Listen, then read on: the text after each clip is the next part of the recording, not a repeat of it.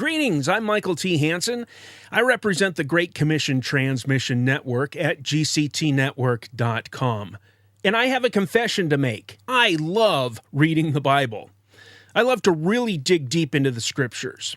It's an integral part of my discipleship, of my following after Jesus. The Bible is an invaluable source to better understand the heart of God, His purpose, His plan of redemption, His mission. The single most important thing that I look for in a Bible is wide margins. And wide margins are hard to come by these days, it seems. Yes, references are important and translation as well, but I must have wide margins. I'm not interested in study Bibles. I don't want somebody else's opinions taking up valuable space in my Bible. I am interested in space where I can write my own thoughts and notes, my own cross-references. That, after all, is what makes it my Bible. I've been looking for a long time, searching for a good wide-margin Bible. You know what? I may have found what I've been looking for. And it came with added bonuses, such as my preferred translation, layout, and more. I want to show it to you. Oh, and what's more, I found and purchased this Bible on Amazon for less than $25.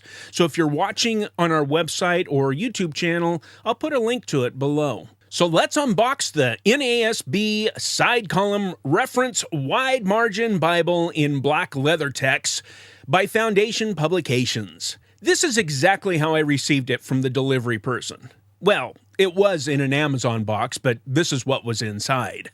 Looking at the packaging, the slip sleeve shows a faint image of the Gospel of John and the references on the left, but it doesn't indicate the margin in any way. This is the actual text size, or very close to it. As I turn it over to the back of the packaging, we see a synopsis of the NASB translation stating that it is readable, trusted, literal, timeless. And I agree.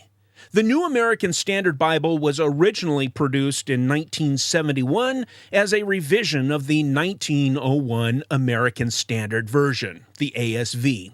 This is the updated 1995 edition. There's also a clearer view of the text showing that this Bible is printed in 11-point font, which is a very comfortable size for middle-aged eyes like mine. In fact, I can see and read it clearly at arm's length. Well, the verses anyway. The references are smaller. I'll flip it around and give you a view of the top. Again, this is the black Leathertex imitation leather version. And now to give you a view of the spine. It is very nice with the gold inlay describing exactly what the Bible is. New American Standard Bible with side column reference. Yeah, this less than $25 Bible is quite distinguished looking. Again, the gold inlay on the spine, and turning it over to the foredge, we see gold gilded pages, indicating that Foundation Publications believes that an extremely affordable Bible can look great. But enough of the packaging. Let's unwrap this Bible with my dull knife and get a better look. You can see that the slip sleeve is just that, printed cardstock. I believe that the most expensive version of this Bible, the calfskin leather version, is packaged in a velour-type case inside a closed box. Now again, this is the imitation leather version. The cover is very smooth. It feels like leather to me. Very nice to the touch. They call it Leathertex, and I don't know what's in it, but imitation leather is typically designed to outlast genuine leather, as well as having other benefits. Or not, depending on your point of view. As I open the cover, the first thing I notice is how stiff it feels, how thick. Perhaps robust is a better word, because it feels sturdy in construction. The paste down and the flyleaf, very nice quality for a less than $25 Bible. Next is the presentation page and the record of marriages. These are very thick laminated pages. There are pages for filling in family trees and for lists of occasions to remember. Clearly, Foundation Publications sees this as an heirloom Bible. As we get past those and onto the title pages, you can see that the paper is quite thin. In fact, the seller's notes on Amazon states that this product has 1,856 pages, so the paper is intentionally thin and some may notice bleed through. And you will notice bleed through. But with all the features this Bible has, they had to do something in order to keep it thin enough for you to actually be able to carry it. Now, being brand new and not broken in any way, I can't get this Bible to easily lay flat at the very front pages, but it certainly will the further in I go. And I expect that it will lay flat while reading from the book of Genesis once I start to use it and get it to loosen up a bit.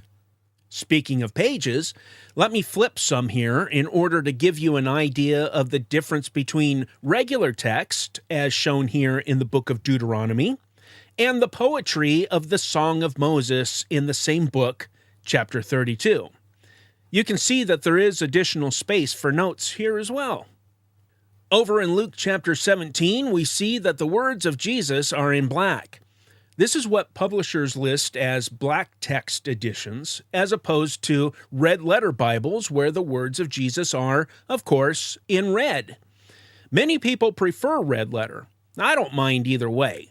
But with thin paper like this, it can cause problems with reading red letters against the black bleed-through or ghosting from the other side of the page. So let's zoom in on Luke chapter 17 to give you a better visual on the size of the text and the bleed-through, as well as the references in the side column. Remember, the margins are really what I purchased this Bible for. You can see that it has a full 1-inch margin for taking notes. My notes, not somebody else's. That's what makes it my Bible. I also like that it's single column text-by-text layout. This makes it very quick and easy to find the exact verse that I'm looking for. Maps!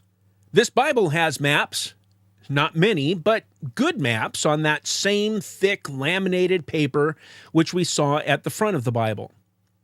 I like this map documenting the ministry of Jesus with locations and descriptions of what he did there. There are several maps of the Holy Land, nicely color-coded, and again on that same wonderful thick paper, 6 maps in all. This Bible does not have introductions at the beginning of each book. Instead, it collects them in one place at the back. One paragraph for each book, giving a little bit of background information. Halley's Handbook, it is not. There is a concordance in the back, which the publisher describes as a collection of the principal common words with their most widely used examples, etc., etc. There are 82 pages with 3 columns.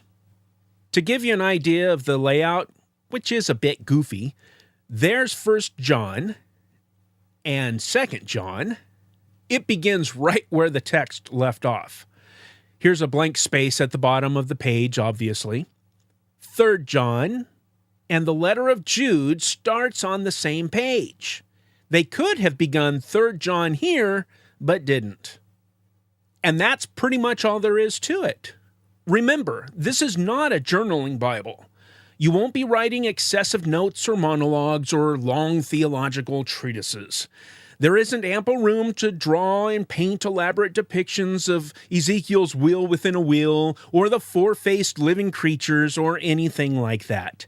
This is a wide margin Bible that is good for making personal notes and personal cross-references or to jot down a few words heard in a study group or sermon in order to help you better remember and understand God's Word.